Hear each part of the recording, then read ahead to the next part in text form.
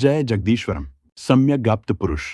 जगदीश्वरम के लिखित उपदेशों पर आधारित पॉडकास्ट्स की इस श्रृंखला में आज उनके दिनांक 16 सितंबर 2025 के उपदेश को आधार बना रहे हैं। पूज्य गुरुदेव द्वारा यह उपदेश लोक कल्याण के लिए फेसबुक के आर्य मित्र नामक पेज पर सन 2017 से प्रकाशित हो रहे हैं। जैसा कि हमने पहले भी स्पष्ट किया है कि यह पॉडकास्ट गुरुदेव के गूढ़ एवं गहन उपदेशों को समझने की दिशा में केवल एक प्रयास है तथा ऐसे किसी भी प्रयास में गलती होने की संभावना तो रहती ही है। अतः सुधी दर्शक श्रोता गणों से अनुरोध है कि वे इस पॉडकास्ट को सुनते समय अपने विवेक का प्रयोग अवश्य करें तथा किसी भी शंका समाधान के लिए फेसबुक पर जगदीश्वरम के आर्य मित्र नामक पेज पर दिए मूल उपदेश को अवश्य पढ़ें। आर्य मित्र पेज का लिंक डिस्क्रिप्शन में दिया जा रहा है। नमस्कार। आज हम एक बहुत ही दिलचस्प विषय पर बात करने वाले हैं जी। हमारे पास जगदीश्वरम द्वारा 16 सितंबर 2025 को दिए गए उपदेशों के कुछ अंश हैं जो सम्यक सद्धर्म पर केंद्रित है। इन दस्तावेजों में सम्यक सद्धर्म को एक बिल्कुल प्राकृतिक मतलब कुदरती धर्म बताया गया है। जी, प्राकृतिक। ऐसा धर्म जो किसी एक समूह का नहीं बल्कि पूरी इंसानियत का हो और जिसे असली सनातन धर्म भी कहा गया है। अच्छा। स्रोत ये भी कहते हैं कि आज का जो दौर है वो भटकाव और मिलावट, जिसे यहाँ विकृति कहा गया है, उससे काफी भरा हुआ है। बिल्कुल। तो हम ये समझने की कोशिश करेंगे कि इस माहौल में सम्यक सद्धर्म की क्या अहमियत बताई गई है। बिल्कुल। और हमारा मकसद भी यही है कि इन अंशों के जरिए सम्यक सद्धर्म के पीछे के जो मुख्य विचार हैं उनको पकड़ें। हाँ। ये देखें कि ये सोच, ये दर्शन आज के इस कथित विकृति भरे समय को कैसे देखता है, इससे निपटने का क्या तरीका सुझाता है, और स्रोत में जो इसके बारे में कुछ अनोखे दावे भी किए गए हैं। हाँ, वो भी हैं, तो उन पर भी हम बात करेंगे। जैसा स्रोत में लिखा है बिल्कुल वैसा ही आपके सामने रखेंगे। ठीक है, तो फिर शुरू करते हैं पहले बिंदु से, जिसे स्रोत विकृति की पराकाष्ठा कहता है। लेखक का मानना है कि आज के समय में ये विकृति यानी मिलावट और भटकाव बहुत ज्यादा बढ़ गई है। जी। एक दिलचस्प बात कही गई है इसमें, जब विकृति अपनी अति तक पहुंचती है तभी उसका अंत होता है। इस समय हर तरह से विकृति पराकाष्ठा पर है। आइए इस पर थोड़ी और बात करते हैं। विकृति से यहाँ मतलब क्या समझा जाए?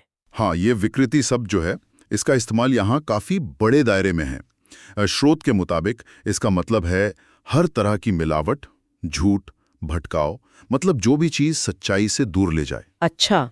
स्रोत कहता है कि आज के समय में सच से ज्यादा झूठ का प्रचार हो रहा है। मिसाल के तौर पे स्रोत में कबीरदास के कुछ अनुयायियों का जिक्र है। उनके बारे में स्रोत का कहना है कि वे कथित तौर पर कबीरदास की बातों को बहुत बड़ा चढ़ाकर पेश करते हैं और साथ ही हिंदू देवी देवताओं का अपमान भी करते हैं। ओह। अब ये ध्यान रखना जरूरी है कि ये दावा सीधे स्रोत से आ रहा है, हम सिर्फ उसे बता रहे हैं। हाँ, ये जरूरी है साफ करना। जी। स्रोत का ये भी मानना है कि इस तरह का झूठा प्रचार सिर्फ यहाँ नहीं बल्कि कई अलग अलग पंथों और संप्रदायों में फैला हुआ है। तो मतलब ये सिर्फ एक जगह की बात नहीं बल्कि एक आम माहौल बताया जा रहा है जहाँ सच और झूठ में फर्क करना मुश्किल हो गया है। बिल्कुल। स्रोत का इशारा इसी तरफ है कि ये विकृति चौतरफा फैली हुई है। और जो बात आपने कही कि जब विकृति अपनी अति तक पहुंचती है तब ही उसका अंत होता है। हाँ। ये शायद इस उम्मीद की तरफ इशारा करता है कि जब हालात बहुत ज्यादा बिगड़ जाते हैं तो शायद तभी बदलाव की सबसे मजबूत जरूरत महसूस होती है। हाँ, शायद कोई समाधान तभी उभरता है। जी। स्रोत शायद इसी चरम स्थिति की बात कर रहा है। इसी माहौल में, जैसा कि स्रोत बताता है, कई लोग खुद को समय का महापुरुष या बड़ा ज्ञानी बता रहे हैं। दिखाता है कि अगर इतने झूठे दावेदार हैं तो शायद कहीं न कहीं कोई सच्चा मार्ग दिखाने वाला भी जरूर होगा। और यहीं पे स्रोत एक बहुत अहम नुक्ता उठाता है। वो कहता है कि किसी व्यक्ति विशेष को खोजने से ज्यादा जरूरी है सही रास्ते की तलाश करना। अच्छा। सीधे शब्दों में कहें तो सच्चा कौन है ये खोज करने की अपेक्षा सही मार्ग की खोज करो। ये तो काफी अलग सोच है। हाँ, इसके पीछे तर्क ये दिया गया है कि किसी व्यक्ति की पहचान उसके दिखाए रास्ते की कसौटी पर ही होनी चाहिए, सिर्फ इसलिए नहीं कि उसके बहुत सारे अनुयायी हैं या वो बहुत लोकप्रिय है। लोकप्रियता सच्चाई का पैमाना नहीं हो सकती। ये बात तो सोचने वाली है। अक्सर हम किसी व्यक्ति के प्रभाव में आ जाते हैं, उसके व्यक्तित्व से आकर्षित हो जाते हैं। हाँ, है ना? बिल्कुल। लेकिन स्रोत कह रहा है कि पहले रास्ते को परखो, रास्ता सही है तो उसे दिखाने वाला भी सही होगा। ये किसी भी गुरु, नेता या विचारधारा को जांचने का एक तरीका हो सकता है शायद। हाँ, आप इसे इस तरह से देख सकती हैं। स्रोत का जोर इसी बात पर है, और स्रोत ये भी मानता है कि जो सच्चा मार्ग होगा और जो उसका सही प्रणेता होगा, वही आखिरकार इन झूठे दावेदारों का पर्दाफाश करेगा। अच्छा। और समाज में फैली इस विकृति को दूर करने में मदद करेगा। यानी सही मार्ग की पहचान ही विकृति के अंत की शुरुआत होगी, ऐसा स्रोत का मानना है। तो स्रोत के मुताबिक इसी विकृति के दौर में सही मार्ग खोजना जरूरी है, और इसी जरूरत को पूरा करने के लिए स्रोत सम्यक सद्धर्म का परिचय देता है, जिसे सम्यक आप्त पुरुष जगदीश्वरम द्वारा प्रशस्त बताया गया है। अब समझते हैं कि ये सम्यक सद्धर्म आखिर है क्या। सम्यक सिद्धर्म, अगर इसका शाब्दिक अर्थ देखें तो सम्यक मतलब सही, उचित, संतुलित, और सद्धर्म मतलब सच्चा धर्म या स्वभाव। ठीक है। तो इसका मतलब हुआ सही, प्राकृतिक और बिना किसी मिलावट वाला धर्म। स्रोत का दावा है कि ये कोई नया धर्म बनाने की कोशिश नहीं है, बल्कि जो पहले से मौजूद श्रमण जैसे बौद्ध, जैन और ब्राह्मण यानी वैदिक परंपराएं हैं, ये उनका असली और केंद्रीय आधार है। केंद्रीय आधार। क्या स्रोत ये बताता है कि ये आधार कैसे बनता है? मतलब क्या ये इन परंपराओं की शुरुआत है या उनका निचोड़ है? स्रोत इसे इस तरह रखता है कि बुद्धा, तीर्थंकर जैसे महावीर, कृष्ण, शिव आदि जितने भी मार्गदर्शक हुए हैं, उनकी जो मूल शिक्षाएं हैं, जो उनकी केंद्रीय पूर्णता है, उसका आधार इसी सम्यक सद्धर्म में निहित है। ये उन सभी शिक्षाओं का अविकृत यानी शुद्ध रूप है, जहां से वो निकली हैं या जहां वो मिलती हैं। अच्छा, तो ये जड़ की तरह है। हाँ, स्रोत इसे जड़ या मूल की तरह देखता है, जिससे अलग अलग शाखाएं निकली, लेकिन बाद में शायद उनमें विकृति आ गई। इसी के तहत स्रोत में सम्यक ब्राह्मण संघ नाम की एक शाखा का भी जिक्र है। यहाँ ये साफ किया गया है कि ब्राह्मण शब्द का इस्तेमाल पारंपरिक जाति वाले अर्थ में नहीं है। हाँ, ये जरूरी है बताना। बिल्कुल, बल्कि इसका मतलब है वो व्यक्ति जो ज्ञान और सही आचरण से युक्त हो, जो ब्रह्म को जानने की दिशा में हो। स्रोत का मानना है कि क्योंकि आजकल प्रचलित ब्राह्मण और श्रमण दोनों ही धर्मों में विकृति आ गई है, इसलिए उनकी असली शुद्धता को बताने के लिए सम्यक शब्द जोड़ना जरूरी हो गया। सम्यक यानी सही या शुद्ध। यानी ये मौजूदा परंपराओं को खारिज नहीं कर रहा, बल्कि उनके शुद्ध रूप की बात कर रहा है और खुद को वही शुद्ध रूप बता रहा है। हाँ, स्रोत का दावा कुछ इसी तरह का है। वो खुद को इन सभी का मूल और अविकृत केंद्र मानता है। अब आते हैं आज के दौर की एक और सच्चाई पर। डिजिटल युग, इंटरनेट, सोशल मीडिया का जमाना है। जी बिल्कुल। कोई भी चीज बहुत तेजी से फैल सकती है, लेकिन साथ ही सतही लोकप्रियता या जिसे कहते हैं सस्ती लोकप्रियता, उसका चलन भी बड़ा है। सम्यक सद्धर्म के प्रचार प्रसार को लेकर स्रोत इस बारे में क्या सोचता है? स्रोत इस चुनौती को पहचानता है।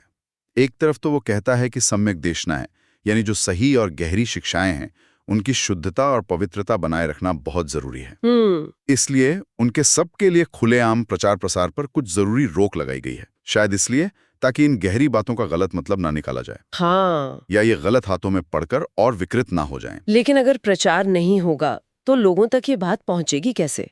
खासकर तब जब स्रोत खुद ही कह रहा है कि लोक कल्याण के लिए इसका फैलना जरूरी है। ये तो एक तरह का विरोधाभास लगता है। बिल्कुल, और स्रोत इस विरोधाभास को स्वीकार करता है।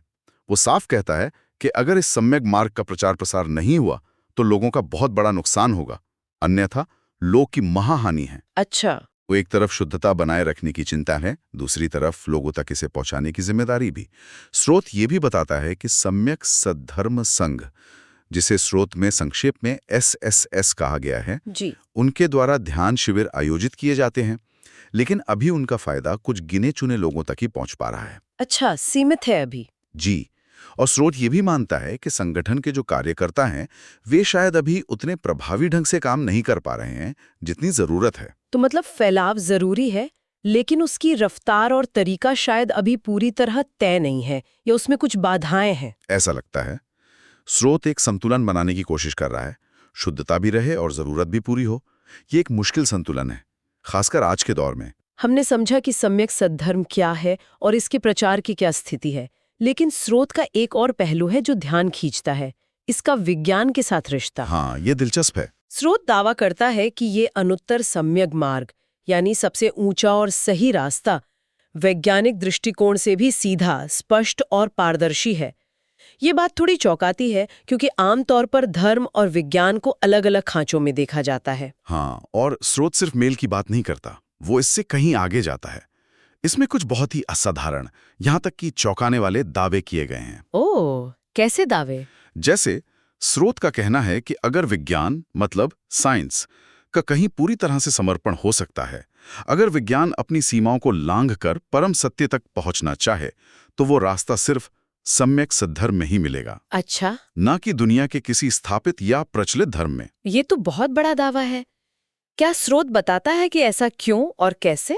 स्रोत का दावा है कि धर्म, दर्शन, विज्ञान, ज्ञान की जितनी भी शाखाएं हैं, इन सब की पूरी तस्वीर, इनका आपसी रिश्ता और इनकी आखिरी मंजिल का सही स्पष्टीकरण केवल सम्यक आप्त पुरुषोत्तम, जिसे स्रोत ने परम ज्ञानी बताया है, उनके माध्यम से ही मुमकिन है।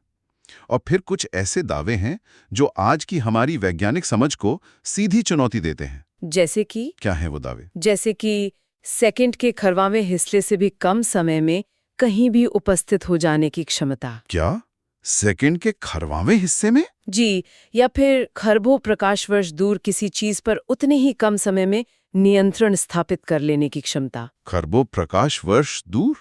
इतने कम समय में? हाँ, स्रोत कहता है कि ये सब सम्यक सधर्म के अनुशासन से ही संभव है। ये उन क्षेत्रों की बात करता है जहां विज्ञान आज कल्पना भी नहीं कर सकता। ये तो हमारी आज की वैज्ञानिक समझ, जैसे कि प्रकाश की गति की सीमा है, उससे बिल्कुल परे की बात लगती है। बिल्कुल, इसीलिए ये जरूरी है कि हम इस बात पर बार-बार जोर दें कि ये सारी जानकारी और दावे सीधे स्रोत से लिए गए हैं। हाँ, ये बताना जरूरी है। स्रोत का मानना है कि ये क्षमताएं सम्यक सद्धर्म के अनुशासन के उच्चतम स्तर पर संभव हैं। ये दावे वाकई बहुत असाधारण है। खैर, स्रोत एक खास मानसिक या आध्यात्मिक अवस्था की भी बात करता है, उपस्थिति मात्र, या जिसे सिद्धावस्था भी कहा गया है। इसे कैसे समझा जाए? इसे पाने का तरीका क्या बताया गया है? इसी समझने के लिए स्रोत उपस्थित होने और उपस्थिति मात्र में फर्क बताता है। उपस्थित होना मतलब बीइंग प्रेजेंट हमेशा किसी स्थान और समय के दायरे में होता है, जैसे हम अभी यहाँ इस वक्त मौजूद हैं। हाँ, ठीक है। ये एक स्थिति है। इसे पाने का अभ्यास स्रोत बताता है अपने ध्यान को स्थूल से सूक्ष्म की तरफ ले जाना, यानी स्थान और समय के लगातार और ज्यादा सूक्ष्म होते जाने वाले अंतराल में अपने होने को महसूस करने का अभ्यास करना। स्थान समय के सूक्ष्मतर अंतराल में उपस्थिति, इसका क्या मतलब हुआ? थोड़ा और समझाएंगे। शायद इसका मतलब है अपनी चेतना को बाहरी दुनिया की मोटी चीजों और लंबे समय के बहाव से हटाकर अंदरूनी और पल पल बदलते हुए अनुभवों पर टिकाना। अच्छा। और फिर उससे भी ज्यादा सूक्ष्म स्तर पर जाना। स्रोत कहता है कि जब इस अभ्यास में महारत हासिल होती है, जब इसमें संतुलन आ जाता है, तो फिर व्यक्ति को अलग से उपस्थित होने की कोशिश नहीं करनी पड़ती। वो सहज रूप से बिना किसी प्रयास के उपस्थिति मात्र यानी मेयर प्रेजेंस की अवस्था में पहुंच जाता है। तो ये अपने आप हो जाता है? हाँ, सहज रूप से। और ये उपस्थिति मात्र की अवस्था स्रोत के अनुसार स्थान और समय के दायरे से भी परे है। ये होना है बिना किसी कहा और कब के। वाह। स्रोत का कहना है कि इस अवस्था की खास बात यह है कि इसमें मिथ्या अहंकार यानी झूठे मैं के टिकने के लिए कोई जगह या कोई वक्त ही नहीं बचता। अच्छा। जैसे कभी कभी आत्मा या ब्रह्म जैसी अवधारणाओं के साथ एक सूक्ष्म मैं का भाव जुड़ा रह सकता है, स्रोत का दावा है कि उपस्थिति मात्र में वैसा संभव नहीं है। तो ये एक तरह से अहंकार शून्यता की परम अवस्था हुई? स्रोत के विवरण से ऐसा ही लगता है। इस अवस्था को स्रोत ने अक्रिय मतलब इनएक्टिव, कर्ता भाव से रहित, ज्ञान मात्र, नॉलेज ओनली यानी सिर्फ जानने वाला करने वाला नहीं, निमित्त मात्र, इंस्ट्रूमेंटल ओनली यानी सिर्फ एक माध्यम कारण नहीं, और सहज स्वभाव से सिद्ध, नेचुरली अटेन्ड। जी, मतलब ये हमारा असली स्वभाव है जिसे पाया नहीं जाता, जिसमें स्थित हुआ जाता है, ऐसा बताया है। ये काफी गहरे और सूक्ष्म विचार हैं। अच्छा, अंत में स्रोत भाषा और शब्दों को समझने के तरीके पर भी एक जरूरी बात कहता है जी। इसका क्या महत्व है? हाँ, और ये बात खासतौर पर तब बहुत जरूरी हो जाती है जब हम इतने गूढ़ और बारीक विषयों पर बात कर रहे हों। बिल्कुल। स्रोत कहता है कि हमें किसी भी शब्द का सिर्फ परंपरागत यानी जो चला आ रहा अर्थ है या जो शब्दकोश में लिखा है वही पकड़कर नहीं बैठ जाना चाहिए। ठीक है। बल्कि हमें उसका सम्यक संकेतार्थ दिशा बोध ग्रहण करना चाहिए। सम्यक संकेतार्थ दिशा बोध, ये सुनने में थोड़ा जटिल लगता है। आसान शब्दों में इसका क्या मतलब है? आसान शब्दों में मतलब है कि शब्द सिर्फ एक इशारा है, एक संकेत है। हमें उस इशारे को समझना है कि वो किस गहरी सच्चाई या किस दिशा की तरफ संकेत कर रहा है। अच्छा। सिर्फ शब्द के बाहरी या प्रचलित अर्थ में ही अटकने जाना है। जैसे मान लीजिए कोई उंगली से चांद की तरफ इशारा कर रहा है, हाँ। तो हमें उंगली पर ध्यान नहीं देना, बल्कि उस दिशा में देखना है जिधर इशारा है, यानी चांद की तरफ। शब्द उंगली की तरह हैं और उनके पीछे का गहरा अर्थ चांद की तरह। अच्छा, तो मतलब शब्दों के पार देखना है, उनके पीछे छिपे असली मतलब को पकड़ना है। बिल्कुल। और स्रोत कहता है कि ये बात उपस्थिति मात्र जैसे शब्दों पर भी लागू होती है।